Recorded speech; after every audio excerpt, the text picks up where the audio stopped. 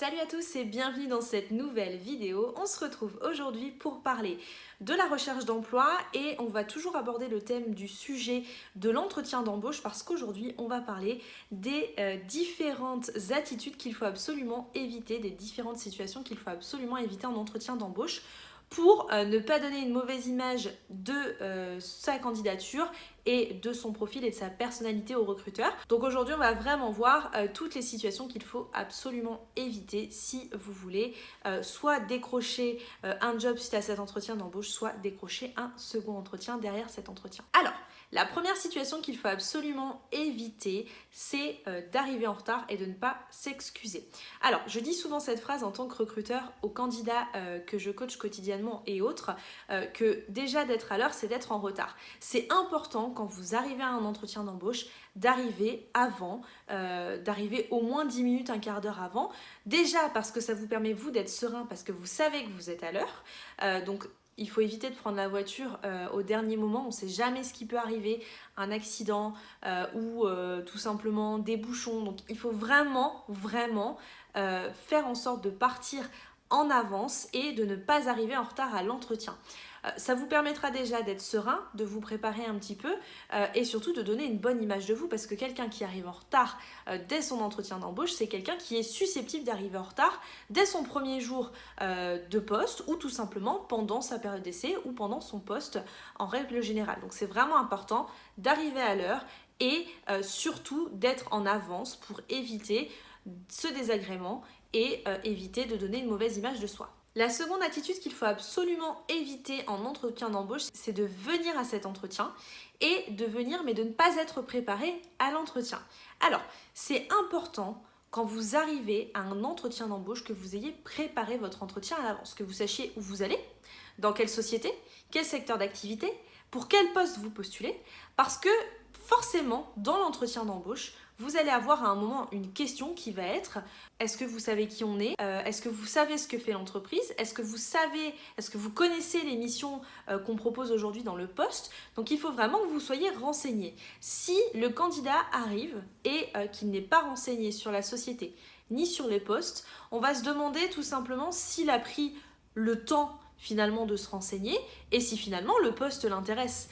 C'est-à-dire que si vous arrivez et que vous donnez cette impression de ne pas vous être renseigné, on va avoir cette impression que vous n'êtes pas intéressé par le poste et du coup on va savoir aussi que votre motivation n'est pas très importante pour le poste. Donc c'est vraiment important d'arriver avec en tête ce que fait l'entreprise, les missions du poste pour lequel vous avez postulé actuellement et pourquoi pas se renseigner sur l'interlocuteur que vous allez avoir en face de vous.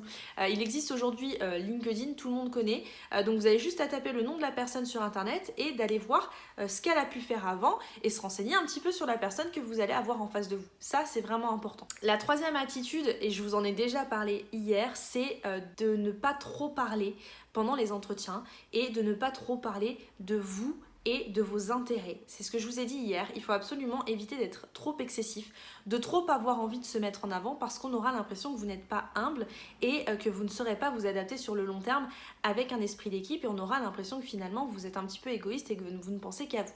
Donc c'est vraiment important de laisser parler le recruteur, de poser des questions sur l'entreprise et pas juste d'être là pour présenter son CV et ses motivations et ses expériences professionnelles. La quatrième attitude à éviter, c'est les candidats qui sont trop à l'aise et qui donnent l'impression que finalement ils sont un petit peu chez eux. Alors, il faut savoir qu'on est dans un contexte professionnel, on n'est pas dans un contexte personnel, on n'est pas là pour boire un café ou pour boire le thé. Donc c'est important d'avoir une attitude qui est professionnelle et de cadrer les choses. Donc évitez d'être trop à l'aise dans l'entretien, méfiez-vous toujours, restez toujours sur vos gardes, restez toujours à l'affût qu'une question piège n'arrive pas ou de votre comportement même, que ce soit votre langage, il n'est pas là pour être trop familier, on n'est pas là pour être copain-copine par la suite, hein. Le but c'est vraiment de trouver un boulot, on parle de business, on parle de professionnel, on parle de travail et ça va être important de donner une bonne image de vous. Si vous arrivez et que vous êtes complètement avachi sur la chaise comme ça ou que vous êtes comme ça pendant l'entretien ou vous en avez un petit peu marre, si on a l'impression que vous êtes trop à l'aise et que vous êtes finalement nonchalant, on n'aura pas envie de continuer le process de recrutement avec vous tout simplement parce que le recruteur aura l'impression que ce sera comme ça sur du long terme. Donc c'est vraiment important d'avoir une attitude professionnel et de rester et de cadrer les choses dans ce domaine professionnel et d'éviter d'être trop à l'aise et d'être trop dans un domaine personnel. Alors, une autre attitude qui revient un petit peu à ce que je vous ai dit tout à l'heure sur le fait d'éviter de parler trop de soi, on a souvent le problème en tant que recruteur de tomber sur des candidats qui pensent être toujours meilleurs que les autres. C'est une attitude qui peut être un petit peu dérangeante tout simplement parce que on aura l'impression que vous n'êtes pas capable en fait finalement de vous remettre en question et de se dire que finalement vous ne faites peut-être pas les choses à 100% bien. Donc c'est important quand vous êtes en entretien d'embauche de ne pas donner cette impression que finalement vous êtes le meilleur du monde et que vous n'avez rien à apprendre. On a toujours quelque chose à apprendre, on est toujours moins bon dans un domaine, il n'y a pas de honte à être moins bon dans un domaine que dans un autre, mais il faut absolument éviter dans un entretien d'embauche de montrer qu'on est finalement le meilleur du monde et qu'on pourra tout réussir et que nous de toute façon on est capable de tout faire. Si vous êtes capable de tout faire aujourd'hui et si vous n'avez besoin de personne d'autre, votre place elle n'aura pas forcément lieu d'être dans une équipe, donc c'est vraiment important de faire attention à ça.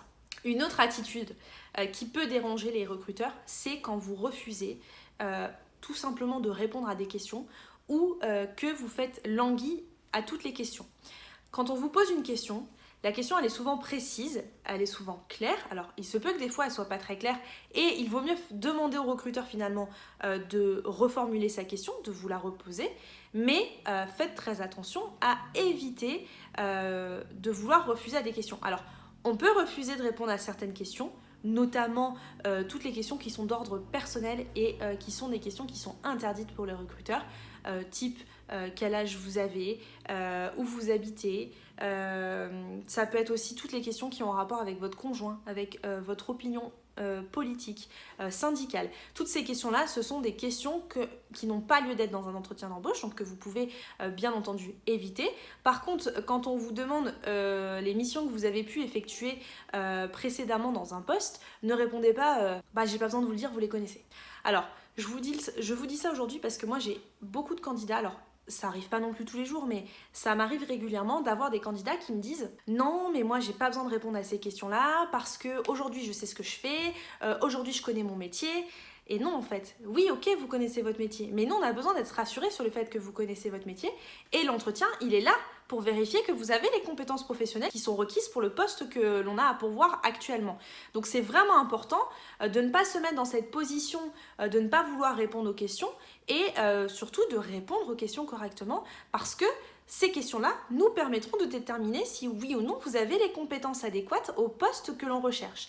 Donc ça c'est vraiment important de répondre aux questions. Alors on peut effectivement ne pas avoir envie de répondre à certaines questions qui sont d'ordre privé et ça c'est tout à fait normal. Par contre les questions qui ont rapport avec votre expérience professionnelle, avec vos compétences professionnelles, avec ce que vous avez pu faire dans votre parcours ou dans votre formation, ça c'est des questions qui interviendront et sur lesquelles vous devrez répondre en entretien. Voilà pour aujourd'hui, c'était quelques attitudes et quelques conseils et astuces à mettre en place dans vos entretiens d'embauche, les choses à éviter, les petites erreurs à ne pas faire en entretien d'embauche, parce que tout simplement aujourd'hui l'entretien d'embauche il va être là pour donner une bonne impression de vous, une bonne image de vous et pour montrer que vous êtes le candidat idéal pour la société, que vous êtes le candidat idéal pour le poste qui est actuellement recherché. Donc évitez ces petites erreurs aujourd'hui dans vos entretiens d'embauche, ce sera déjà vous permettre d'avoir une bonne image de vous et donner une bonne première impression de votre candidature. On se retrouve dès demain pour une nouvelle vidéo. Si vous avez aimé la vidéo, n'hésitez pas à liker, à commenter juste en dessous. Vous pouvez également vous abonner à la chaîne, ça vous permettra de recevoir directement dans votre fil d'actualité les dernières nouveautés. N'hésitez pas à nous rejoindre sur Facebook, sur Instagram où on est également très présent et où je poste tous les jours des stories ou des posts sur mon fil Instagram ou sur mon fil d'actualité Facebook. N'hésitez pas également à télécharger l'e-book Réussite à recherche d'emploi qui est toujours disponible et qui est 100% gratuit, qui vous permet tout simplement de mieux vous organiser dans votre recherche d'emploi et de rédiger un CV qui soit clair et propre et qui vous permettent de décrocher des entretiens. On se retrouve dès demain pour une nouvelle vidéo et je vous souhaite à tous une bonne soirée.